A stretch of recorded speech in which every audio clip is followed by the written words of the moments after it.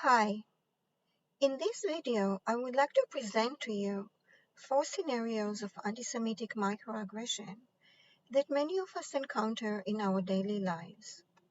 We commonly associate anti-Semitism only with nefarious acts of violence and vandalism, but those are a very small part of the entire scope of anti-Semitism. The bulk of anti-Semitism is in the form of microaggression. The term microaggression can be misleading because it covers a wide range of offenses along a spectrum between low and high levels of intensity. When people you interact with treat you by a different, harsher, stricter standard because you are Jewish or Israeli, most likely you are encountering a high intensity level of anti-Semitic microaggression. The problem is that unless you record your daily activities nonstop, microaggression is very difficult to prove because the offender can easily deny, deflect, subvert, or justify the offense. And when it comes to pursuing a legal action, the best paid argument wins regardless of what happened. In other words, when it comes to microaggression, we need to think about actions that we need to take other than legal. In the 4 scenarios presented here, the offender can be either an individual or an entity, and the target can be either Jews, Israel, or you. In this respect, all 4 scenarios are similar to each other, but yet one of them is completely different from the other 3 in the action to be taken. The one that is different is scenario number 1.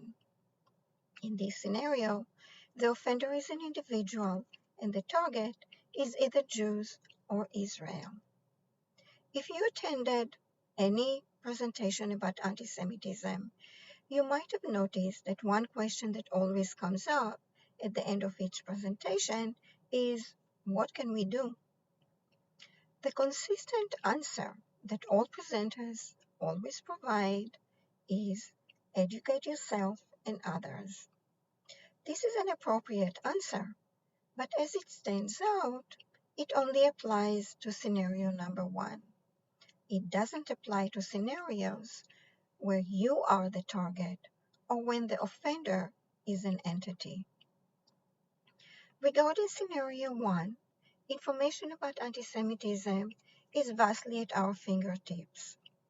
Please bother to educate yourself. You don't need to become an expert. A basic level of information is often sufficient.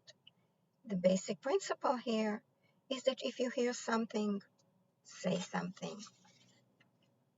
Next to gaining information, you also need to be able to recognize logical fallacies and manipulations because anti-Semitic lies almost always rely on them.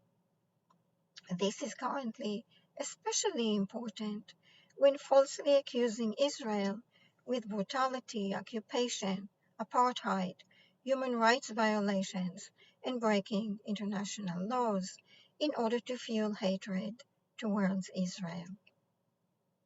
Continuing with scenario 1, the best method to use is to educate others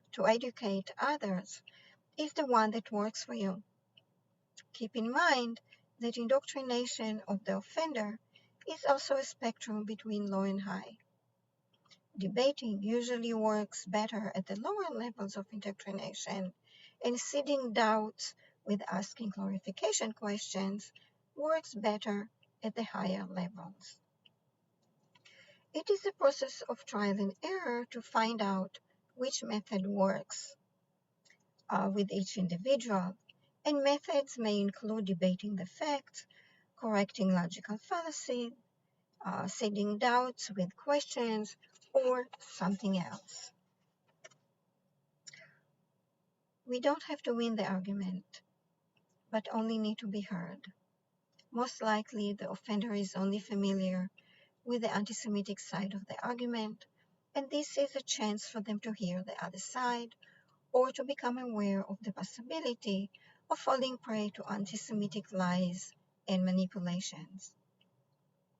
One thing is for sure, keeping quiet, minimizing the offense, or looking the other way may no longer be good options.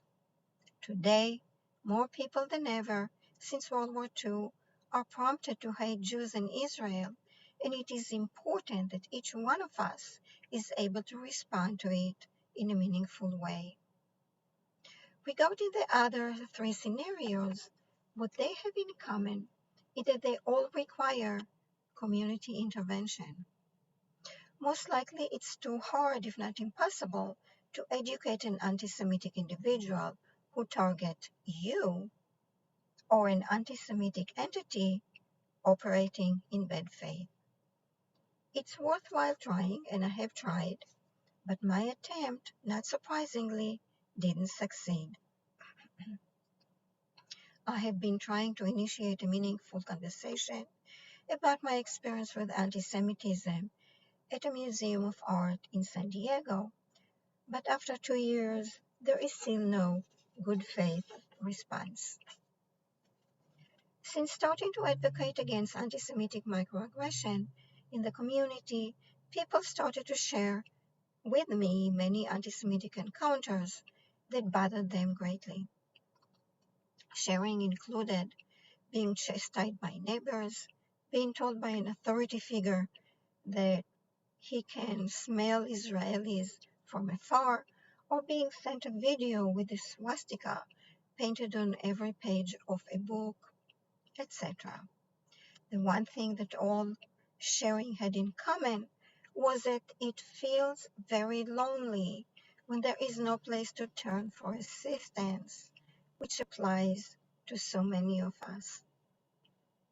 Community intervention is a non-legal process, which means that it would take a community think tank to brainstorm possible actions for each case of anti-Semitic encounter.